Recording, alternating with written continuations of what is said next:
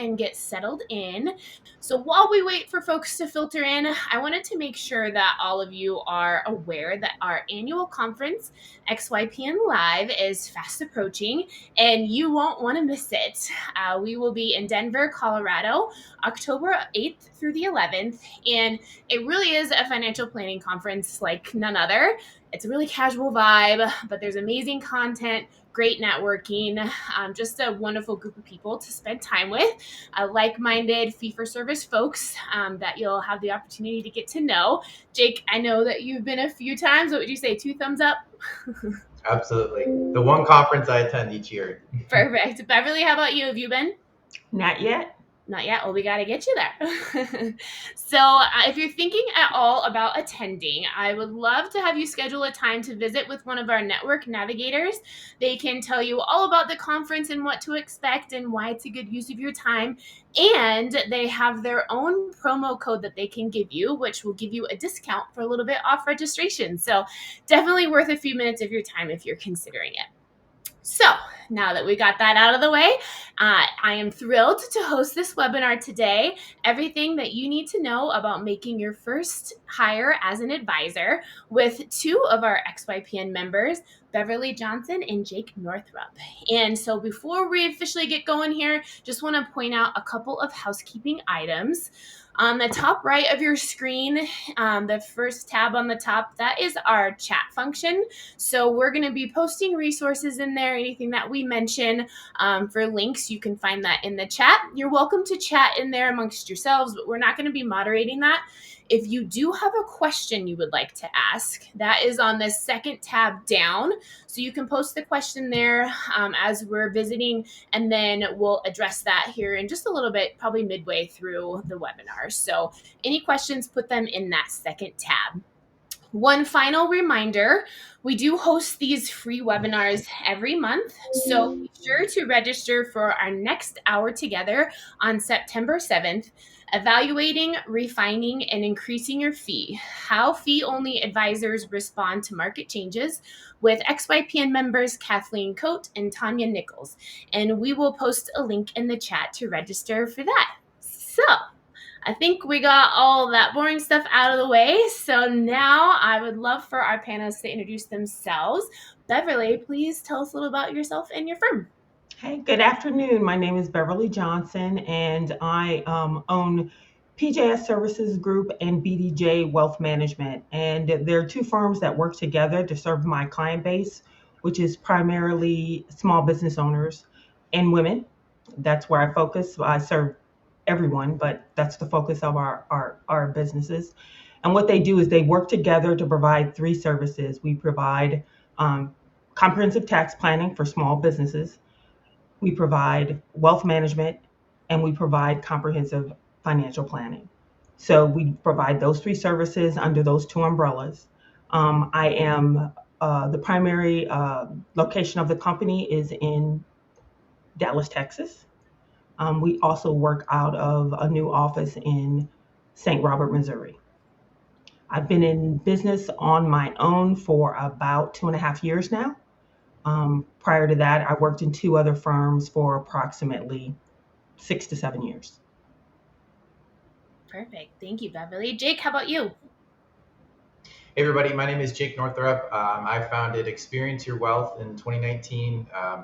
Sorry, my video is a little laggy. I don't know if I can work on that, but so I'm based in Rhode Island. So we currently have about 55 clients, a team of 2, looking to hire into a team of 3 right now. So actively going through that process. So happy to share anything there. So we work with a lot of travel-loving young families that have either equity compensation, student loans, or own a business. So we kind of have those 3 tranches. I think we'll talk about it a little later, but looking to hire specifically for the equity comp clients and having a specific type of expertise there too. So yeah, look excited to share our experience. Awesome. Well, so happy to have both of you here. Thank you for joining us. So the first question that I would like to get started with is, how did you make the decision to hire and expand for your firm? I think we have a lot of members of the network that decide to say just a solo entrepreneur, which is certainly a career path, but for each of you, obviously expanding was the right way to go. So Beverly, how did you decide to make that leap to expanding your firm? The biggest decision I made was that I couldn't take on any more clients. I was working as much as I wanted to work. And I also had one aspect of the business I really didn't want to manage, and that was marketing. So even when I first made the jump onto being a solo entrepreneur, I always wanted to hire someone to manage the marketing piece of the business for me. So that was the biggest thing. And then as I started taking on more clients, it became okay, I need something beyond marketing. I need someone that can handle more operational tasks so that I can take on more clients. But you definitely know that you've gotten to the point where you can't, if you're really focused on the quality of your service, you really know that you've reached the point that if you take on more clients, you will detract from the quality of what you're able to provide each individual that you serve. Gotcha. Did it cross your mind to, start a wait list or cap your clients and just keep it at that size? I guess Oh, no, no, what no.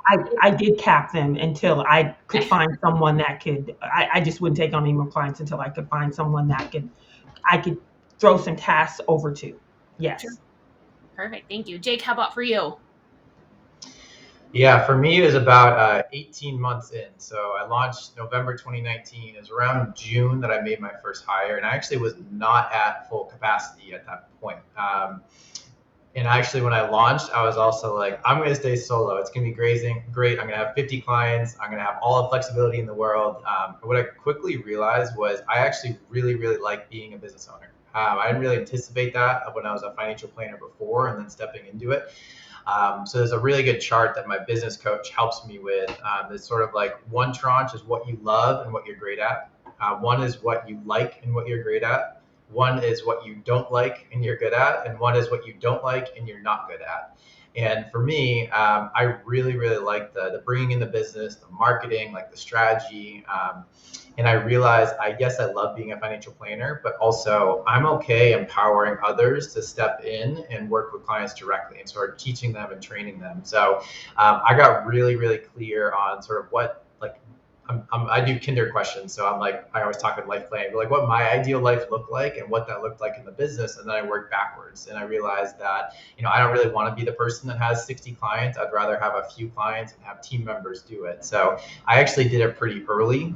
We can talk through some of the pros and cons of that. But the thought process was I'd rather have my team grow with my firm as opposed to being established and then they come in at that standpoint. Great. No, that's super helpful. So when you both got to that, we have a question of what is the best role then to bring on as a first hire? So Beverly, it sounds like you did the marketing person first and then an operations. Like do you have someone now that is another financial advisor in your firm? Kind of walk me through that process of that decision. Okay, so for me, it was marketing first because, quite frankly, the reason why is because my approach to market was pretty simplistic. And so it allowed me to analyze the competency of the people that I hired. If they couldn't manage the tasks in a very competent and really the way I saw as competent way, then I wouldn't want to put any more tasks on. So marketing was an entrance point for me to evaluate your competence and figure out how much more I could throw on top of you and give you to grow and expand the marketing into kind of an operations role that included marketing. So that was my vision. I really wanted someone to do other operations, but I wanted them to be competent at marketing before I expanded the breadth of that. And so I'll be honest with you, I went through two people that didn't meet the cut for my marketing before I found the third person that actually is still with me right now today. I just have one other person with me. They're working on their financial advisory license, and then they'll become an advisor, and we'll hire a third person that will do the background work for us while we do the client-facing work.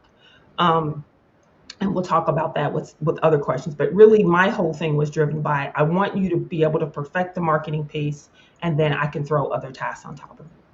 Okay, great. So kind of identifying like an area that maybe wasn't an expertise for you, finding the right fit for that, and then being able to move on. I wouldn't say that. I would tell you that it is an expertise for me. It is just not a task that I wanted to do. So unlike Jake, I like doing analysis. So I love the financial piece of what we do.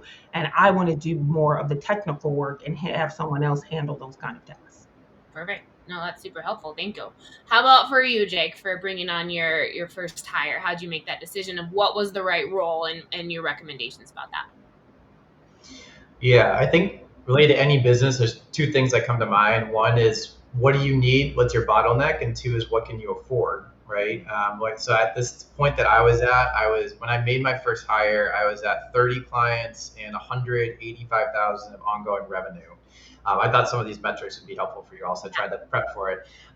So I couldn't really take on like a full CFP established advisor at that point, even if my longer term goal was to have other lead advisors that are supporting me and taking on their clients. So for me, the bottleneck was we have a lot of new clients coming in. I really want to be sure our existing clients are being serviced and we're controlling that growth. So for us, it was more on doing the actual planning work, right? So I hired an associate financial planner to help me with things like the onboarding, creating the initial plans, following up with clients on tasks.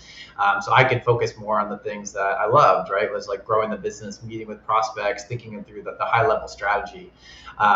If I was able to, I probably would have hired a lead advisor earlier because, I do think it takes time especially when you start solo, it's like you're the lead advisor for everybody. You're also the CEO, you're also the compliance, you're also the marketing. And it takes time for new clients to get accustomed to a new team member coming in. So I wasn't able financially at that point to hire a lead advisor. So that's where I started with an associate, but the one that I'm hiring now is going to be a lead advisor. I'm able to pay them a higher salary. So for me, it was the bottleneck, like where do we really need the help? And then secondly, just what can we afford to do? Perfect.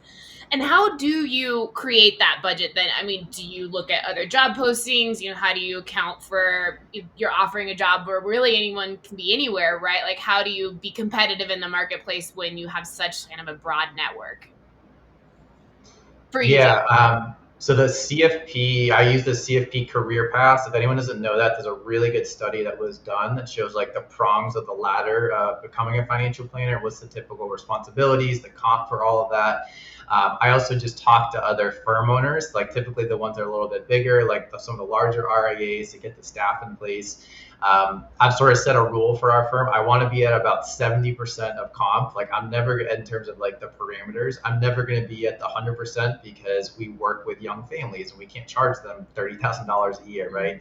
But I also don't want to be at the very bottom, right? So I wanted to figure out, like, we want our employees to be very fairly compensated. And I found the CFP benchmarking study was the first place that I went. But there are other resources like Simply Paraplanner has some guidelines in terms of amount of experience and hourly rate. And it was just conversations with other RIAs that are typically more established that have more of the pieces there to figure out what's the starting point. And Beverly, how about for you? How did you create your budget and salary? Yeah, so I wasn't hiring anyone necessarily with a personal finance designation. So my goal was to find someone that could handle operations, and I approached it by looking at what I felt was a great compensation in the manufacturing sector, which is about $20 an hour, and that's where I started off on an Okay. hourly rate. Gotcha. And so for these job descriptions that you wrote, so Beverly, I'll start with you. So how did you write a job description that brought you the right candidates, from what they're capable of, also to your cultural fit that you were looking for? It sounds like maybe it didn't work for the first couple of marketing folks that you brought on. So how did that process get refined? Just walk me through that. So I actually never had to look outside of my sphere of influence to find someone that was willing to work with me. The first couple of people were people that I had met through my work in finance. One of them actually worked at the firm that I worked at and had left previously, and she was kind of at home. And I knew that because I was still friends with her husband. And I, literally started there. That was my first hire. And the quality of the work that I got just wasn't what I wanted. So I let that go. I took back all the tasks myself. And then my second hire was someone else that was very interested in doing something part-time, because that's what I was looking at initially, hourly rate, committed a certain number of hours a week. and I had very specific work items that I wanted them to do. And I'll be honest with you, the person went on vacation for 30 days and just didn't even tell me they were going on vacation. That's why that engagement ended. And then they came back and said, I'm back. And I'm like, I didn't even know you left. I just haven't been heard from you for 30 days. So I just didn't think that was a good way to do business. And it wasn't that they weren't competent. It's just that they weren't communicating the way that they needed to. And both of these were working for home. They weren't coming into the office with me. So that made it what it was. And the person that I have and that I've hired right now was actually a blessing. It is actually my son. So my son is a hiree. He finished his bachelor's of science degree, and while he's working on his master's degree, he does basically. He could go out and get a job, or I offered him the opportunity to work for me, find out about this discipline, and then make a decision when you finish your MBA whether you want to work in this discipline or go do something different. So I'm in a sphere where I actually have my son that works for me right now. Perfect. Thank you. Jake, where did you start with your job description, and did it work? And how has that evolved now that you're on your second hire? I'm going to add one more thing to that. Having your son works for me is a blessing because the tasks that I need done get done. I have a little bit more influence. I can imagine. Yeah, so for me with the job description, I took a different approach to it. I didn't really have because I was looking in the industry, there were some people I reached out to directly for it, but I'm happy to share like a draft job description of what I did, but I made it incredibly detailed and very different because my goal was to attract the right people and completely repel the wrong people. Just like a website, you really want someone to come in and immediately think, yes, this is different, and yes, this is me. So we include things in our job description like core values and like what's the path look like, what are the real specific responsibilities. I just try to be myself too. Like I don't really have very formal language in there. I think I swear in the one that I did. I think I said something like we help clients do shit or something like that. So I really tried to paint the picture of what's the culture, what's the environment look like. And one thing that I'm really happy that I did, because it also screens out people, is I asked people to record. I didn't just want a resume. I wanted a quick, like 2 to 5 minute video answering like 2 to 4 questions that I put ahead of time, right? It's sort of those like, why financial planning? What's your background? Why are you interested in this? What is it about the remote work that's going to be beneficial for you? It's like some of those initial questions that you can ask in an interview. And sometimes if anyone's been in that position, you can immediately tell like, no, this person is not a good fit. And sometimes they are. So I figured let's put a little bit more parameters or barriers up front so that we're able to get really good qualified candidates. So I think that resulted in slightly less. And there's been a lot of people that just applied with a resume and they didn't read the instructions and do the video. So then you immediately think, okay, well, they're not following instructions there. So I did try to make it more detailed, just make it personalized, and then also put up some of those barriers as well. Gotcha. I'd like to throw out one more thing. I think what is so critical about what we do is we're entrusted with a lot of personal information. And I think one of the most important components to me to hiring is ensuring that the person that I am giving access to that information is someone that I trust. Mm-hmm. So however you can best come to that conclusion, whether it's through, going through a formal hiring process or a sphere of influence or people that you know and trust that would be looking for opportunities that fit your needs. I think that becomes the critical component to whoever you choose to hire is trust. Great. That's very helpful. Jake, I've used the analogy before, sort of like you're inviting someone to co-parent your child if you started this from scratch. It is like a big deal, right? Even I think it's different in a separate industry where it's just like, oh, it's a role. It's different when you built it from scratch. It's different when it's your name on it or you've built all these clients, right? So I think trust is so important, especially in this community where, yes, there's sensitive client information, but you're also opening up sort of like the hood of this thing that you've created, and that can be intimidating at times. Yeah, absolutely.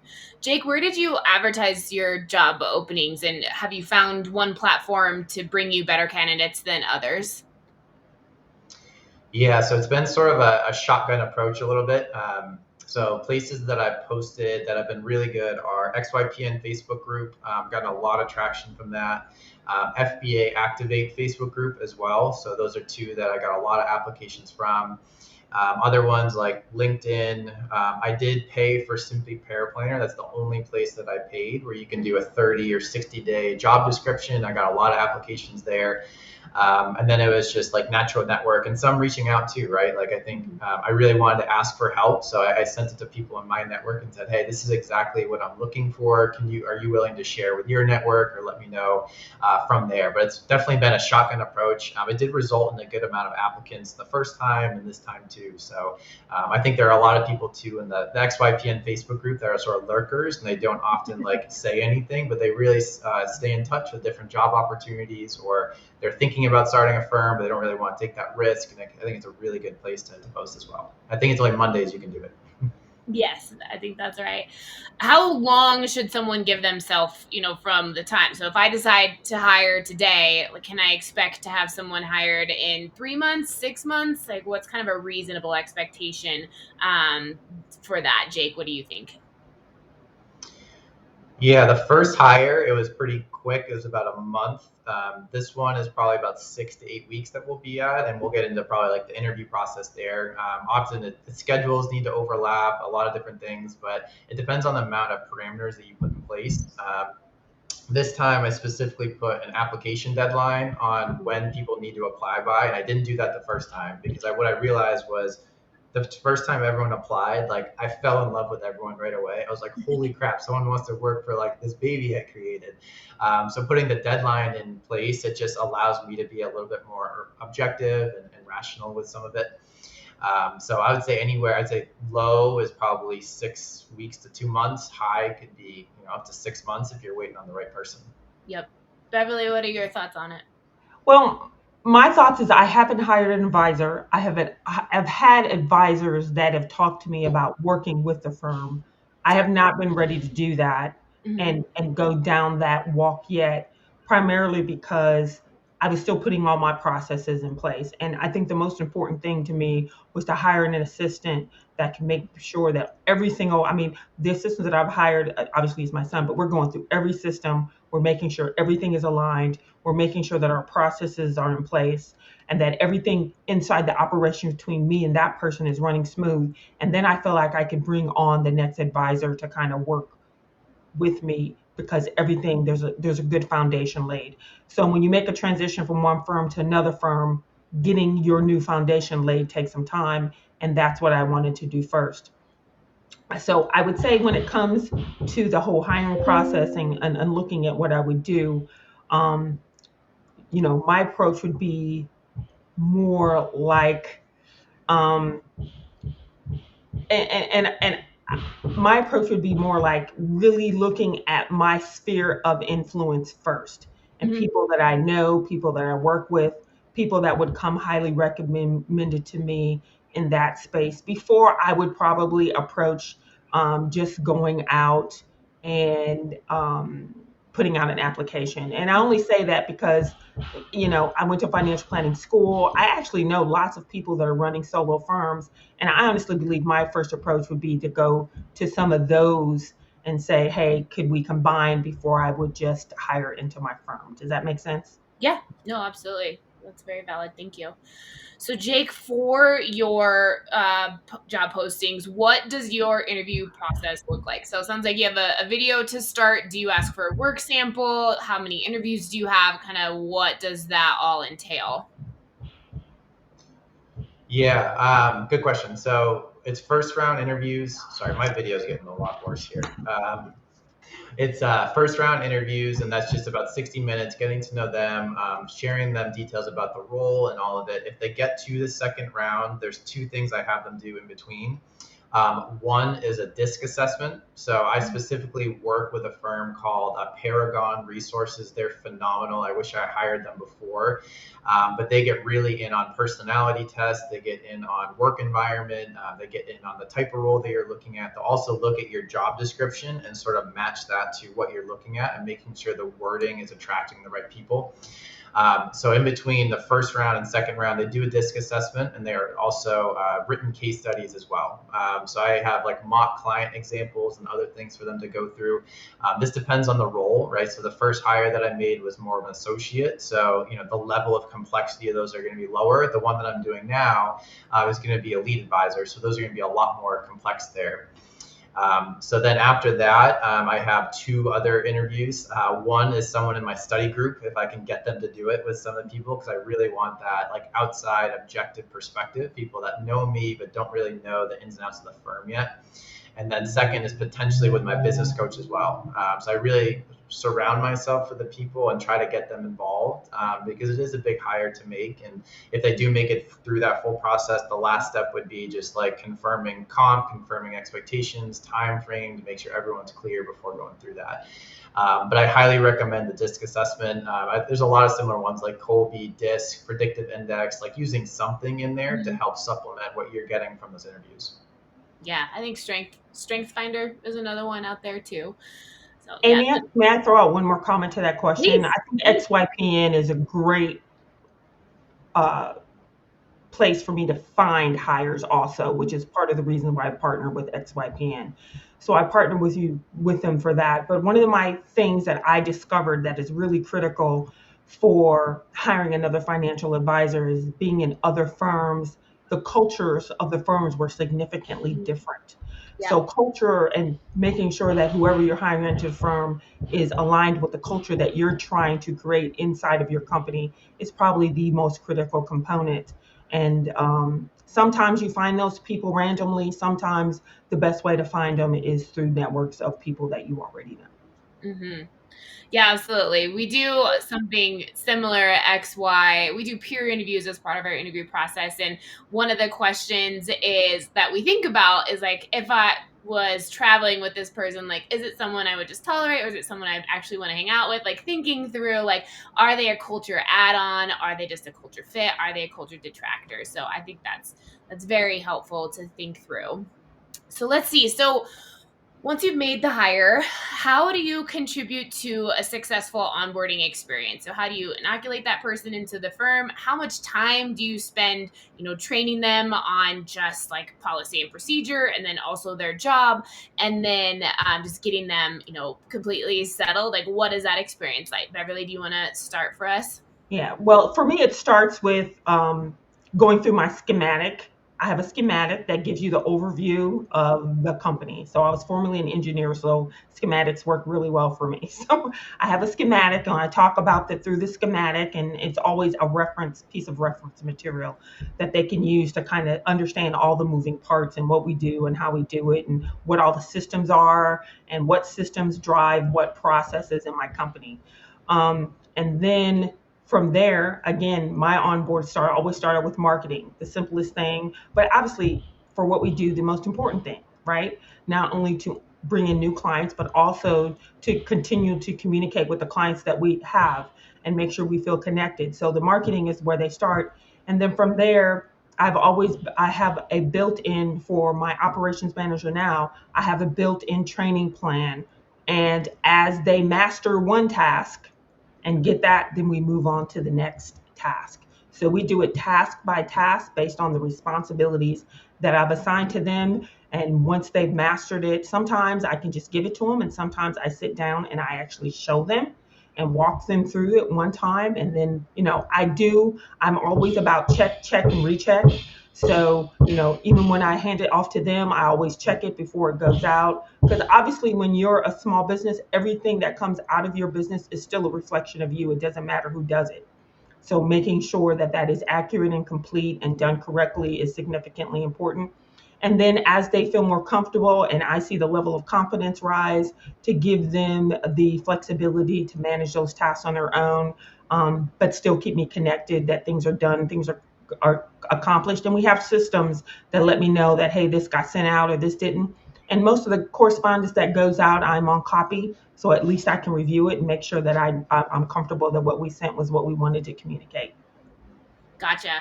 And how do you stay on top of those accountabilities? Like, do you have a one-on-one with that person? Like, do they have metrics that you expect that they report on somehow? I guess, how do you kind of manage that ongoing performance? So honestly, I have three aspects of my company. We have taxes, we do LLCs, we have investments, and we have comprehensive finance, and we do the financial planning piece.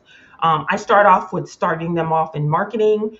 They handle some operational things, and they handle some tasks related to tax.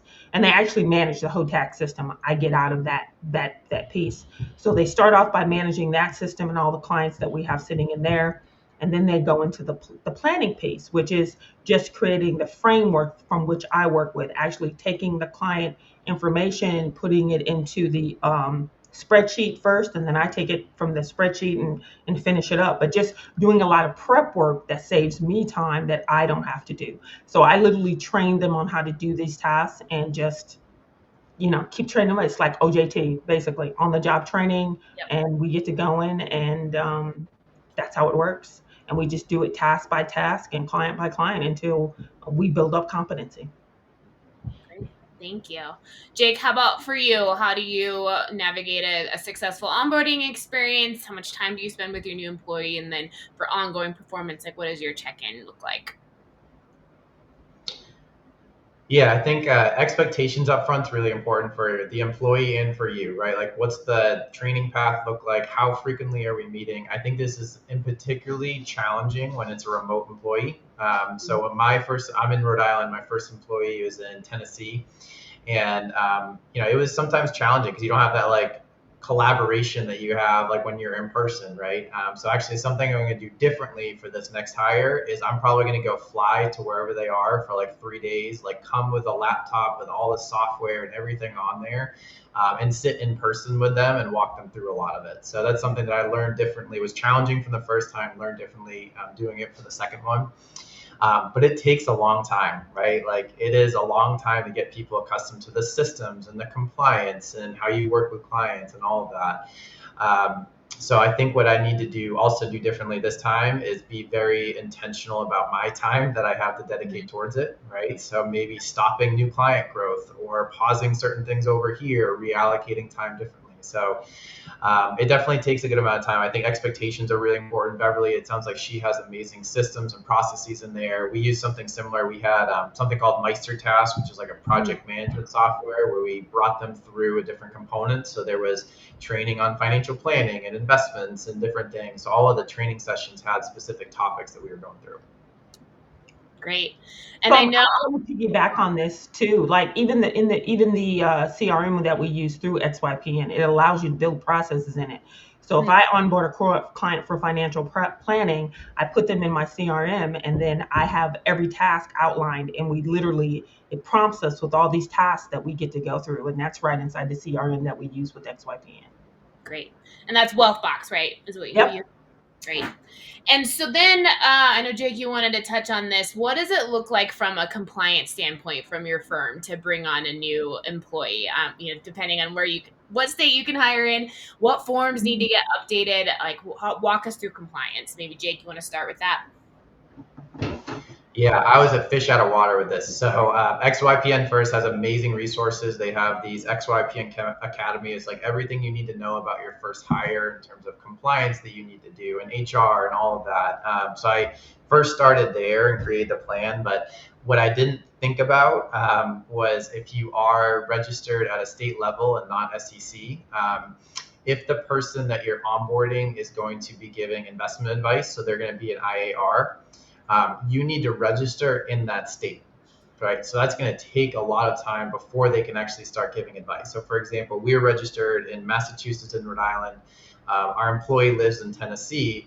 It took me 6 months to get registered in Tennessee, and I spent thousands of dollars on an attorney and all of this. Why? Because we don't charge AUM. Like we have a different fee structure that we use that's more retainer based. And Tennessee was basically like, what the hell is this? And we're not going to approve you. So it took a long time to go back and forth there. But that's something that I wish I knew was it's not enough just to pay attention to who's the right employee. If you have a different fee structure, so we use a net worth and income model. For example, Washington doesn't allow retainer fees. So if you are hiring someone in Washington, you might run into some difficulties there. there. So there is a lot from a compliance standpoint that I didn't really think of, but there's also that time that you should build in before, especially if it's an advisor role and they're going to be working with clients. When do you want them to come in, and when could they eventually be working with clients? Because that could be months until your firm is actually registered there. So it's something to pay attention to. Yeah. I think, and on average for a state, it should be about 3 months, but it varies wildly. So, but definitely for an employee, plan on at least 3 months, and then state by state, it can vary, obviously, given your experience. So, Beverly, how about for you? What did compliance look like from your standpoint? It was pretty simple. Just had to sign some documents. I have not hired outside of my state of Texas, nor have I hired another financial advisor. So just from hiring basically an operations manager, it hasn't been very complicated at all. Yeah. So the big difference then is if they're going to be an IAR then under your Right. firm. Yeah. Okay. Perfect. Thank you. So what do you do if it's not going well with an employee, if they turn out not to be the right fit? So it sounds like, Beverly, you had a little bit of experience with that. Like, how do you sever the relationship, and what are your recommendations for that? My recommendation is just to be honest. And in both cases, these were both people I knew before they came to work for my company, which most people would find it harder to fire people you actually know. But for me, it was, this is what I'm trying to get accomplished. It's not going as planned. And therefore, I just need to seek other resources. But I appreciated all that you've done for me. And it's been a really, I know, simple conversation for me, but I used to do this in another life, so maybe I'm practiced at it. So maybe that's why it wasn't that hard for me. I don't know, but it was pretty simple. It wasn't hard. But the reality is that we have a responsibility to maintain efficiency and competency in all that we do, so that it reflects into what our clients see at the end of the day. So just because you want something doesn't mean it's a good fit for you. So again, you have to find what fits for your company, and you have a responsibility to do so in a way that it best serves your clients. And so if it doesn't fit, you have a responsibility to say, nope, this isn't working. I got to go find something that does. Mm-hmm. So you have to manage that in the way best for you, but it's important to be kind. Mm-hmm. I'll put it like that. Yep. Absolutely. Jake, how about for you? What are your thoughts on handling it if someone's not the right fit? Yeah, I think some examples it will be easy, right? Like Beverly's example of someone just like not showing up to work for 30 days. Like, okay, like that's a pretty easy thing to feel like it's not a good fit. I think where it gets more challenging is there's a concept in EOS, it's an entrepreneur operating system that we use as well. I know XYPN uses it, is you need the right person on the right seat, right? And what I actually realized was I had the right person, but it was the wrong seat for the first 6 months. I was just putting her in a position where, it wasn't her natural skill set. She was more of an operational based role, and I was asking her to do more financial planning. So that was something that we were working through a lot together, and ultimately had to result in just shifting around her role where like I loved her from a culture. I loved her. She worked so hard, but I wasn't giving her the actual environment that she needed to succeed. I think one of the challenging things of being a small business owner is you might not know what that seat is. And that seat could also change 3 months later, 6 months later, 12 months later. So I think having those consistent check-ins, team meetings, talking about performance, but also just paying attention to how your business is evolving. And the person that you hired 12 months ago might not be the same person that you need 3 years from now, and having that perspective. But I think the right person in the right seat is a successful hire. If you have the wrong person, it makes it kind of easy to let them go. But when it's the right person and it's the wrong seat, that's where it's a little bit more difficult and causes you to really think through, are they going to be the right fit for you or not? Mm-hmm.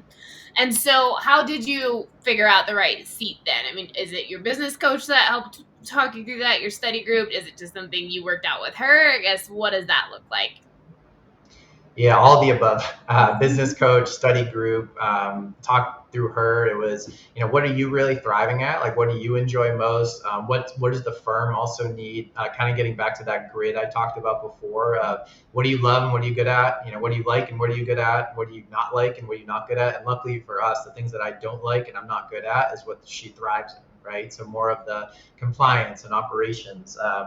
So it was definitely a continuous conversation. I think using EOS and using the traction and using sort of like these weekly pulse meetings and having the structure in place made it so nothing was a surprise, right? There's a concept in there where you talk about the issues list, right? So like what's getting in the way of some of our quarterly rocks and some of our work. So we were talking about this constantly. It wasn't like, 3 months went by and then it just wasn't working at that standpoint. We were making adjustments along the way. But I think you do need to have a really open line of communication, especially with your first hire, if you don't know exactly what they're going to be at. Because with me, I was wearing 14 hats, and I think I asked this person to wear too many hats, and that wasn't their natural work environment. So I really didn't need to make a shift or make a change in terms of personnel. And I decided to make the shift within the company. Gotcha. Something I'm curious about. So, have you both managed people before? Is this something that you learned to do as a firm owner? I guess, how do you teach yourself to be a manager and a good manager at that? So, Beverly, do you want to start with that? Yeah, actually, it's funny because that's exactly what I was going to chime in with. So, what you have to understand is my journey's been managing people all my career before this, and I've been in industry, private industry. I was in the military as a military officer. So, this is what I've done all of my life. And what I had to realize too in hiring young people that, and especially if they had never been in a company before, there were things that I thought they should know that they wouldn't necessarily know. So I had to kind of do a step down too, and really speak to my environment. Okay, Beverly, this person hasn't been in business before, so they might not understand what process means, or some of the words that were just, you know, basic language to me could have been a foreign language to them, and I had to realize that coming out of college versus someone that's been in industry for 30 years, different perspective of even just how we talk about what we do on a daily basis. So yes, I would say that I have managed people for many, many, many years from the time I was 22 through whenever to now. So I've had tons of experience in management and doing business, running industries. And so even running another business before this. So I brought a lot of experience to the table to do what I'm doing right now. Okay. How about for you, Jake? Yeah, I did not have nearly as much experience as Beverly. So she said, like, she's a friggin' rock star. Like, I want to go be managed by her now after hearing all that. So for me, I was in another financial planning role where I had a manager, but I was also had associates and client service associates that were supporting me. So it wasn't a direct managerial role, but I was sort of guiding them throughout. For me, it was a lot of learning as I go, reading books, also looking back at when had a manager, what did I really like? What did I need?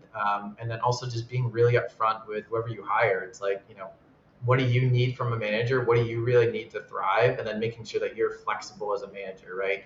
I think the hard part of being a manager is if you're ideally going to have different personalities, and that's a good thing, right? You don't want everyone to be the exact same, and you need to sort of change your communication and your style to make sure that everyone's really being communicated with properly, right? It's like having different clients that receive information differently. You need to be able to shift there. So I've definitely just learned as I went. But I did know the importance of clarity, having measurables, having no surprises as it relates to performance or struggles or feedback or anything like that.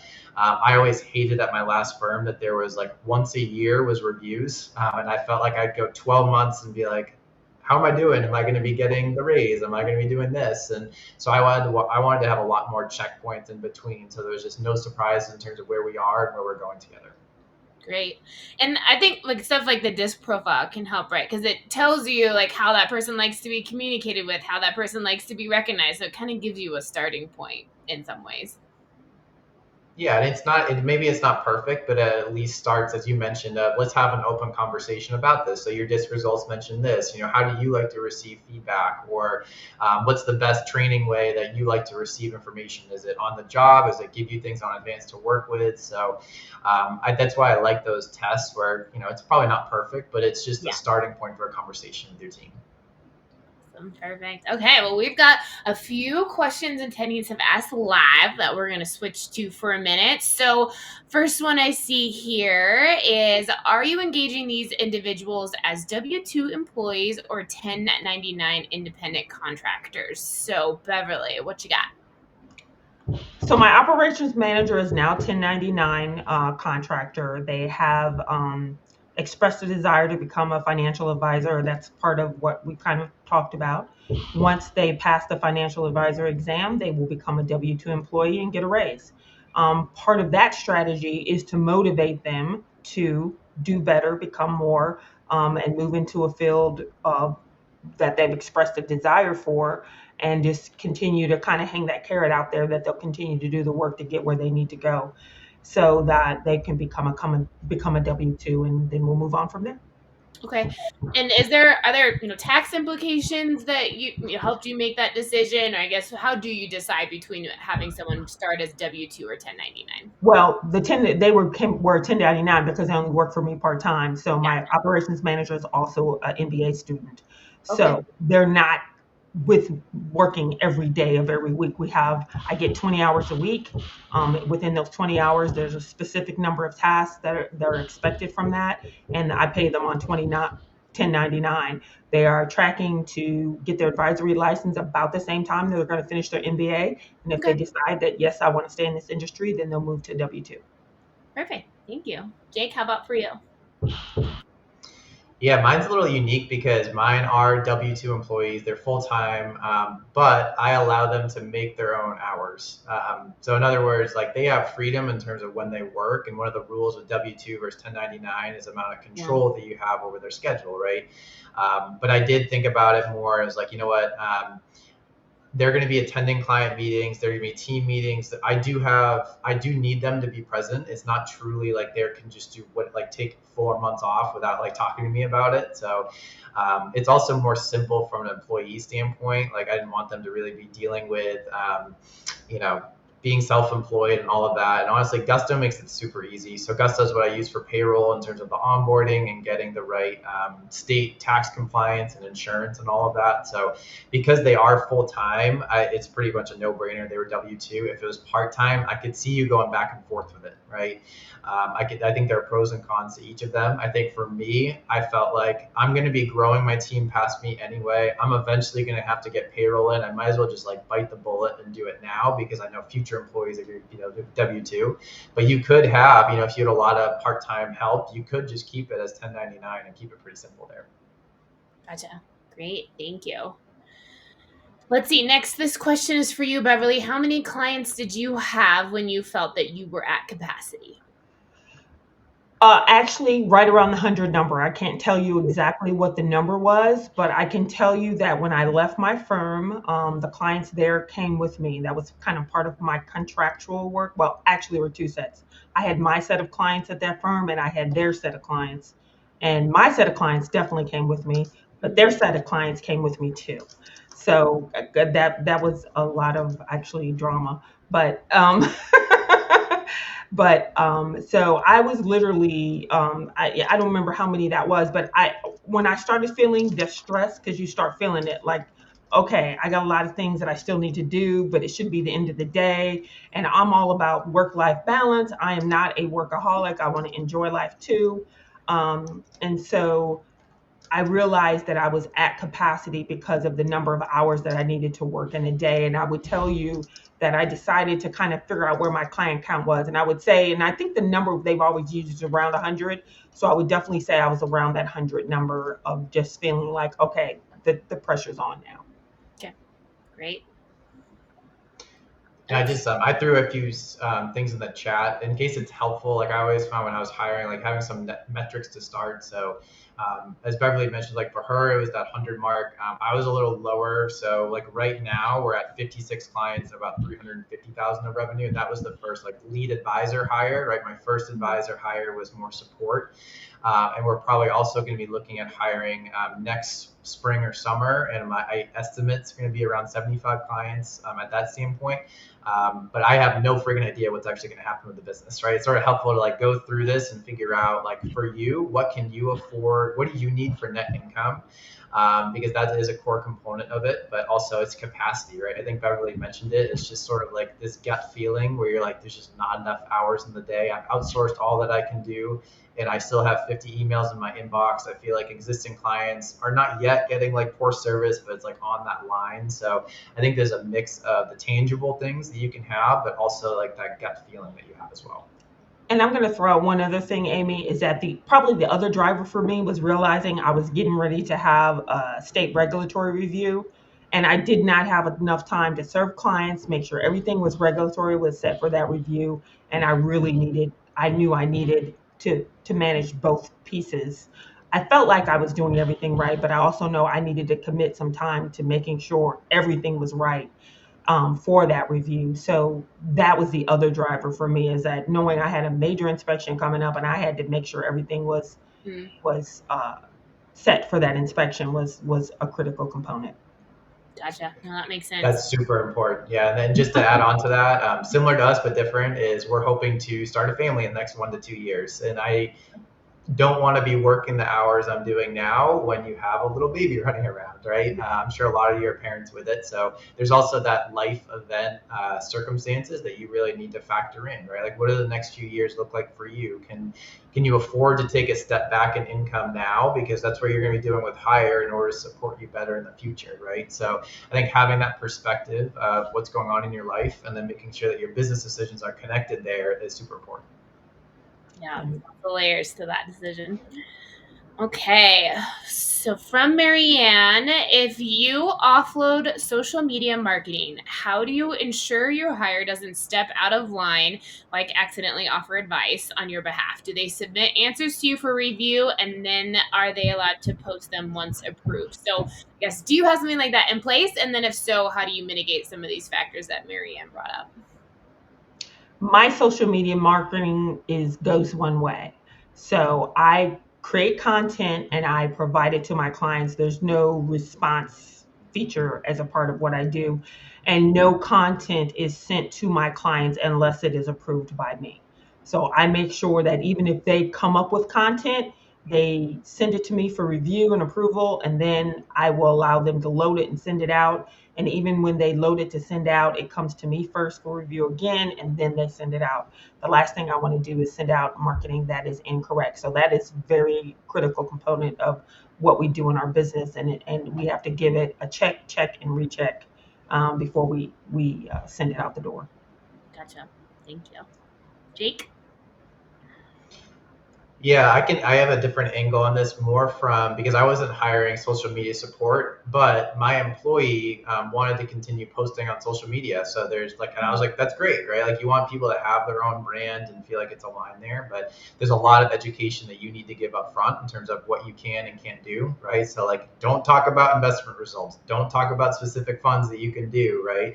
But like, my employee, she makes reels on Instagram, and I'm like, sweet, that's awesome. Just like, this is the line, and making sure that education's in place. And also, as employer, you have a responsibility for monitoring all of their social media to make sure that nothing is being said that goes against compliance requirements. But I don't have anyone that's taking care of our marketing, but I do think it's important for your employees that they're also clear on what they can and can't do, especially if they're coming from a big broker dealer or a bigger firm where you typically have a lot more restrictions around like what you can post. I think a lot of the folks in XYPN are smaller, and they might not have that same view where you might want them to build their own brand and post, right? So I think there's a lot of conversation up front. There's probably a line of trust that you need to send to them as well, but there's also that compliance end for you that you have to monitor everything anyway. Yeah, and I'm going to piggyback on Jake. That's true. Part of my strategy is based around the systems that were in place with a larger firm that I was a part of, and the restrictions that they had on us posting social media. Gotcha. And we couldn't post anything that they didn't approve. So that's kind of how I approach it. Great. So sounds like we need some clarification on your marketer, Beverly. So for the $20 an hour that you initially offered, what did that get you? Did they manage your social media? Did they write a newsletter for you? And just kind of how did you determine how much work you sent to them? Was it based on like, I want this much content, or kind of what did that look like in practice? Okay. So they didn't create content. I had already created content for Marketing Pro. which was actually a service that I used when I was with one of the bigger firms. They used what's called Marketing Pro. So I used Marketing Pro, and it had already made content. So their job was to build a marketing schedule. When are we going to send out marketing? We actually built a marketing calendar. We're going to send it out for different holidays. The mantra of my company is we educate, empower, and advise. Empower, educate, and advise. So I send out education pieces. So we work together in the calendar to decide when I was sending education pieces, when I was sending empowering pieces, and when I was sending things just related to financial advice. So basically, we built a calendar, and basically, it was their job to go through Marketing Pro and find content that fit into that calendar and what we decided when we were going to send things out. And so basically, their job was to go through the content that was already created for me, figure out what fits, or if we found something, out there on other social media, because I get other feeds, I might send them something that says, hey, I like this article, let's put this in this space. So it starts off with build your marketing calendar and then start filling it in with content. So their job was to fill my marketing calendar with content and then get it approved by me before they send it out. Great. Thank you for that clarification. Did either of you look at something like Nifty Advisor support or other virtual support where you were just paying for a certain number of hours from one of their people versus hiring your own person? Jake, what you got on that?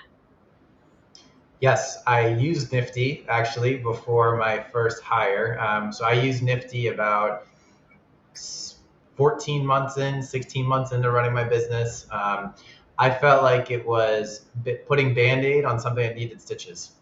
So Nifty, for example, I felt like probably wouldn't be, I wanted someone to be able to communicate directly with clients. Nifty, at least the model that I was in, I think they had different service models. They provide a lot of like the operational support. So like new client comes on board and we're renaming documents, doing e-money, doing some initial recommendations and all of that. But I didn't feel like a client could have a relationship with the person that I had at Nifty, right? So if you're just looking for back office and support, I think the benefit was they came trained already. They had LastPass, they had their systems and everything. Like I needed immediate help, and therefore I went with Nifty.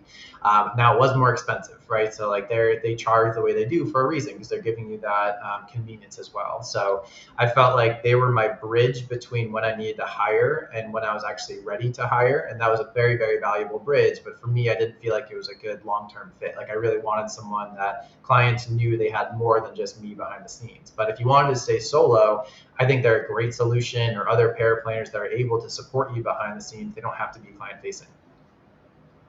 Great. Well, that makes sense. How about for you, Beverly? I've never used Nifty, but I've used Marketing Pro that has already made content, and I used a couple of, and I can't remember the name of them now because I haven't. One of the other things that I used as far as kind of outsourcing was when I needed PDFs or flyers. There is a website out there that you can go and find all kinds of people that will create a PDF or flyer for you for $50. So a lot of I've done that before, and I use a phone answering service, but all they do is answer the phone, take messages for me, and or transfer the call to me. They'll call me first and say, "Hey, do you want to take this call?" And I find that extremely helpful.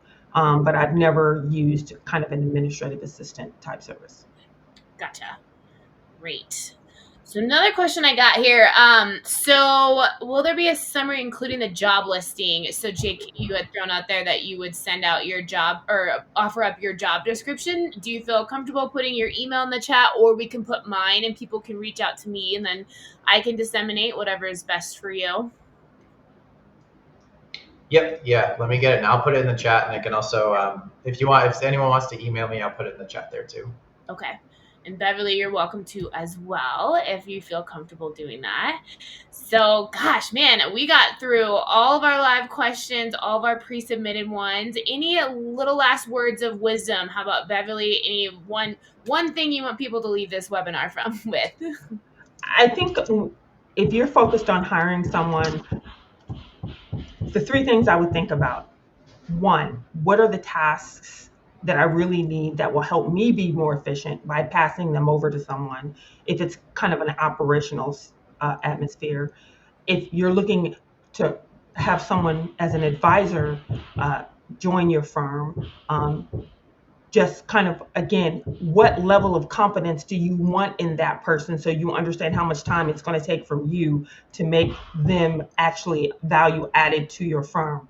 And then probably three is that, above all things, we have to make sure that the people that we bring in are people that we trust to do the right things, because they are going to be have access to a lot of personal information for the people that are our clients, and we're ultimately responsible for that. That's really valuable. Thank you, Beverly. How about for you, Jake? I think one word that just comes to mind is just flexible. Just being a business owner, it's just going to change so quick, right? Their roles or responsibilities. I think you definitely want to plan up front of what are they going to do, what are the financial projections, right? Like what do you need from a new client and revenue standpoint? What's your net income going to look like when you hire and you don't hire there? So I think that's really important. But then also it's just like financial planning, right? Like if anyone listens to Kitchen and Carl, it's like you go there and then you just evaluate and change everything, right? It's pretty similar to being a business owner, but that doesn't mean you don't want to have clear metrics, goals, really good understanding on the heartbeat of your finances as a business and what you need to support them. But also, there's a mantra of hire slow, fire fast too, right? So if they're not the right fit, you should try to identify that as early as possible. And sometimes that will be easy, right? Like Beverly's example of someone who's taking 30 days off without telling them, right? Other times it might be slower too. I think I wish I was pretty hard on myself. I think I took it very personally in the initial when I wasn't putting my employee in the right spot. And that can be challenging at times, right? Especially when it's your business as opposed to somewhere else. So I think just having the mindset of you're going to hire them and then it's just sort of figuring it out as you go to the best that you can. Perfect. Well, thank you both so much. I know I'm coming away with a lot of information. I hope that all of our attendees are as well. We do have a survey for you to take if you have just a couple of seconds as you're leaving this webinar. If you click back to the lobby, that will take you to a quick survey. We would love your feedback on this. You can also offer suggestions for upcoming webinars as well. So thank you both so much for your time today. Thanks, everyone.